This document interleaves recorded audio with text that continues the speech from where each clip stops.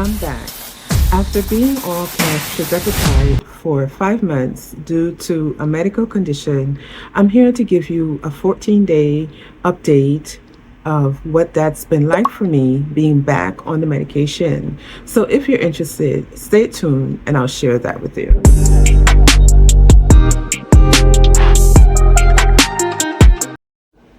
Hello everyone and welcome back to my YouTube channel, Becoming the Best Me. I am Beverly. I'm a 59-year-old mother of two, grandmother of six. I started my GLP-1 journey back in January 26th of 2024. My highest weight was 240 pounds and my lowest weight was 159.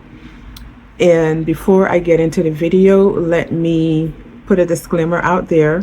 I am not a doctor, I'm not a nurse, I'm not a physician assistant, I'm not a nutritionist. I am just a girl sharing her experience being on Zepbound and Tirzepatide over the past 2 years and some months. So I'm just sharing my experience with you that I've had with the medication. Anything that I say here is just from personal experience. I advise you before you implement anything I say here into your personal regimen that you also contact your medical provider, your medical care team, whoever you see for medical advice. Please refer to them before implementing anything that I say here. So let's get into the video. I want to first take this opportunity to welcome any new viewers to the channel. Welcome. Thank you for stopping by. And for my returning viewers, thank you for returning back to the channel. So I have my phone here just for some talking points that I want to make sure I get across to you today. So let's get into the why. Why did I have to stop Tirzepatide in September of last year?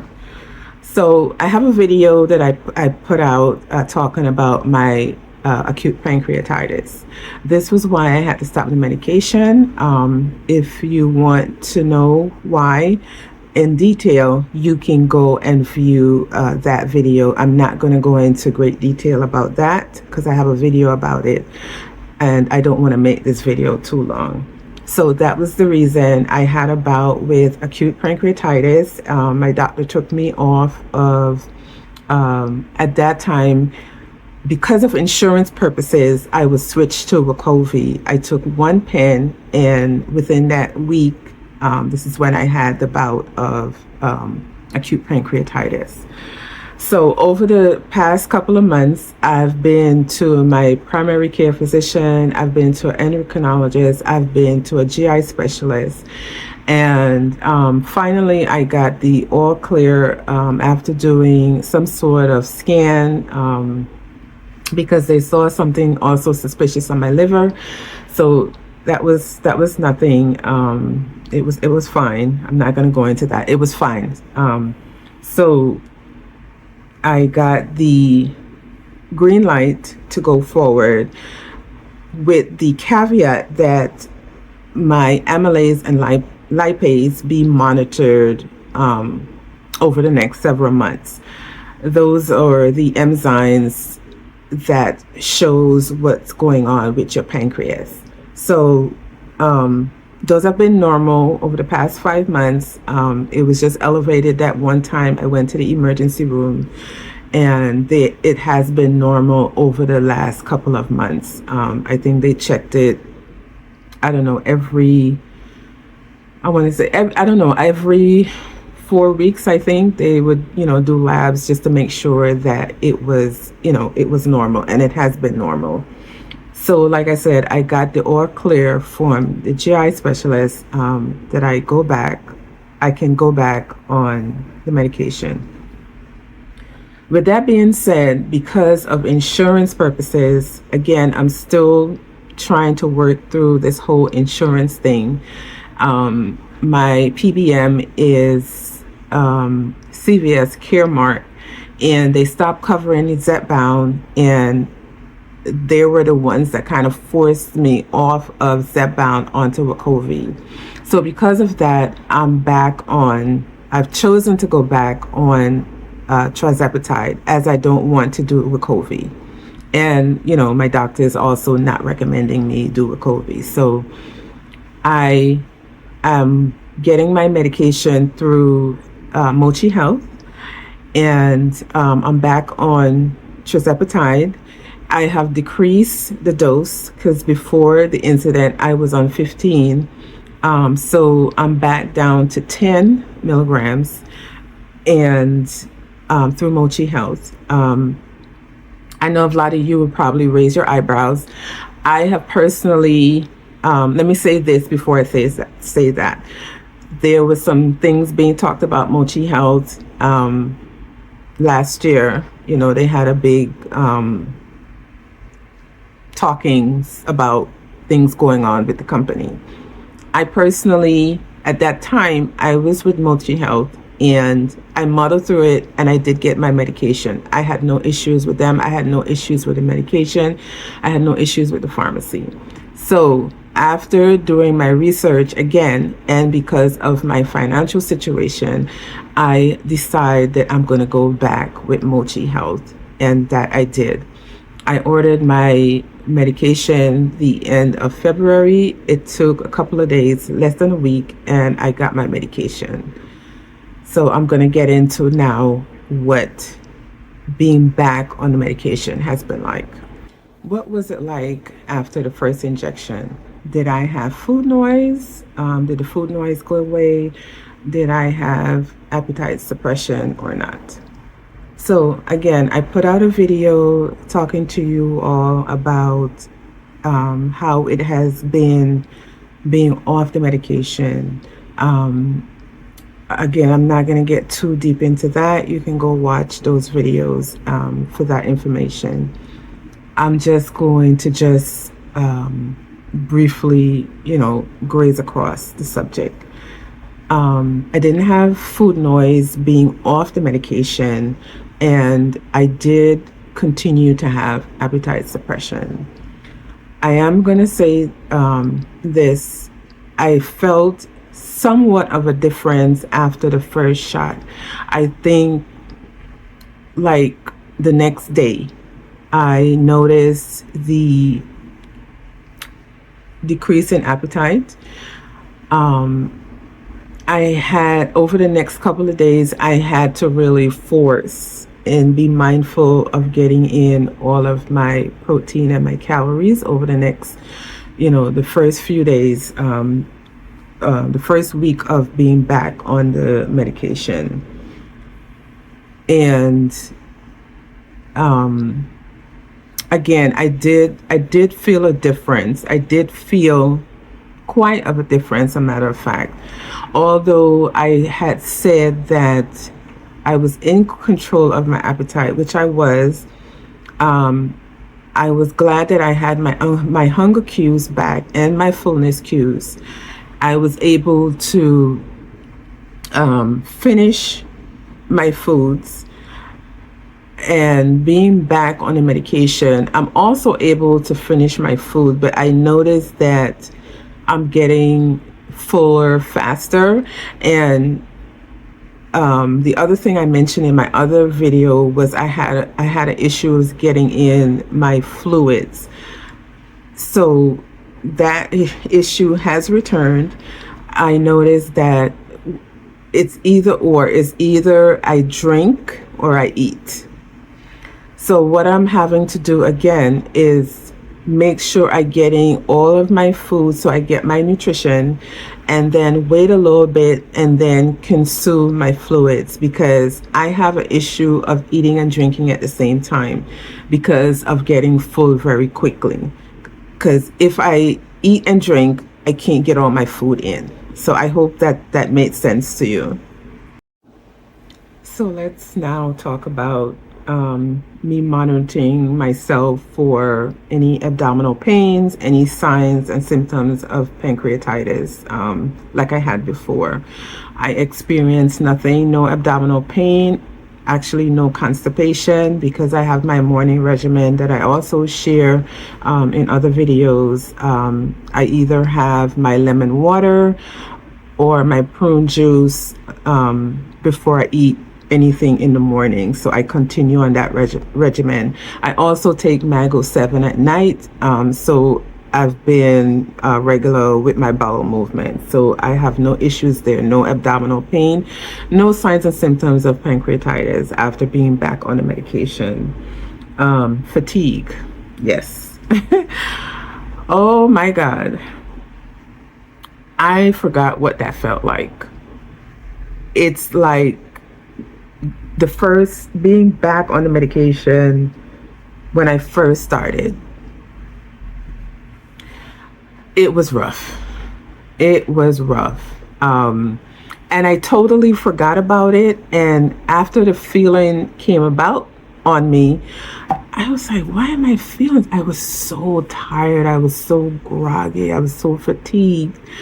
I'm like, what's going on? Am I getting sick? And then I had to stop there. I'm like, oh, it's the medication. So, yeah, the first week, the second week was really, really bad. Really, really bad. So I was taking the shot on, I believe I took the first shot on a Monday. So, Monday, Tuesday, by the time Wednesday, that fatigue kicked in.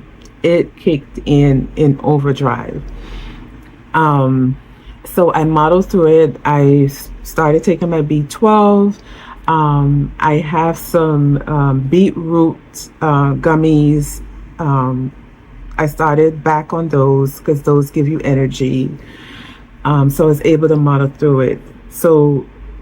But what I think I'm going to do going forward is probably go to maybe every 10 days of the medication, or maybe go down in dose. I'm going to talk to my provider about it this week coming and see what he suggests that I do. Yeah, because that fatigue is kicking my butt. So what I'm thinking to do is to probably move my shot to maybe Wednesdays.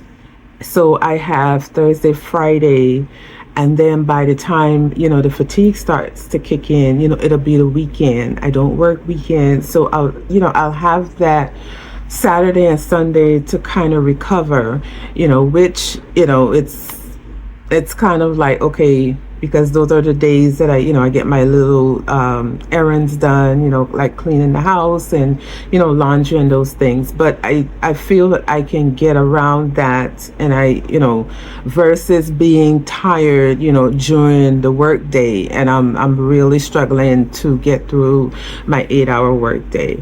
So I'm going to talk to my provider this upcoming week to see, what we can do, if I can maybe go down in dosage or change my shot day, or just extend the shot out to 10 days. I've been wanting to try that, doing 10 days versus 7 days. So that's something I'm going to discuss with my provider when we meet this upcoming week. So let's talk about where I am with my weight. Did the scale move or not? Okay, so again, I put out a video talking about me being off of the medication and where my weight was. I have been fluctuating off the medication anywhere from 170 to 174. So I believe that when I started back on the medication, I was at 172 point something. I don't remember, and I didn't write it down. And as of this morning, I weighed in, I was 169.6, 169.6, I believe. I have it here in my app if I can pull it up really quickly. Yes, 169.6, if I can show that to you. 169.6. So of course that's probably water weight. I've been noticing that I'm going to the bathroom more frequently, so I'm guessing that that's water weight, because most of the time what comes back initially is that water weight and inflammation, and then when you go back on the medication regimen, the first thing to come off again is that inflammation and water weight. So I know that those 4 pounds, 69, 70, 71, 72, about 4 pounds that came off, that's probably inflammation and water weight. What are my goals now? Again, I think my body is trying to get to a set point, and I really want to start doing some body recomposition, where I want to start back again on my strength training regimen. I want to start back lifting heavy, and so I'm going to say this. I'm really not going to focus on the number on the scale so much, but I'm going to watch to see what my body does, how I can reshape my body, because, like I said, I've got the flabby arms and, flabby thighs, and I really want to see if I can counteract that a little bit. I know I probably won't get back to the form that I was before, because again, I am 59. At this point postmenopausal, so I have other factors that's playing into my journey than, let's say, a younger person, in their 30s or early 40s. So I have those issues, decrease in, estrogen and progesterone and testosterone. I'm fighting those battles. So I am going to have different challenges than a younger person. So that's where I'm at. And that is my plan going forward. Again, I'm going to meet with my healthcare provider this week. I'm going to focus on strength training. The focus is still protein first. I'm trying to get in at least 120 grams of protein every day.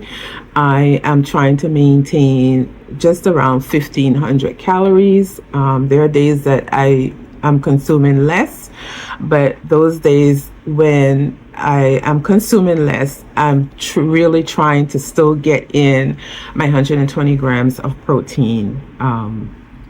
So yeah, that's where I'm at with that, and that is the update for now.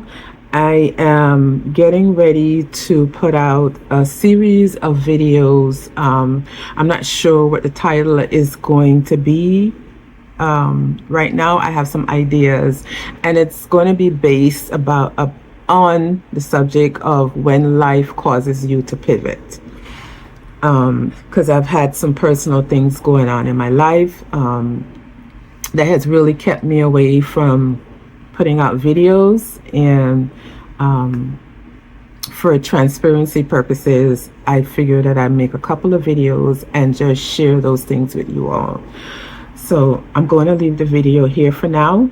And like I always end my videos, remember, take time for life's simple pleasures and share a smile. Until we meet again, take care of yourself and take care of each other. And don't forget to like, share, and subscribe to the channel. Turn on the notification bell so that when I upload a video, you'll be notified. Again, take care of yourself, take care of each other. Until we meet again, goodbye, friend.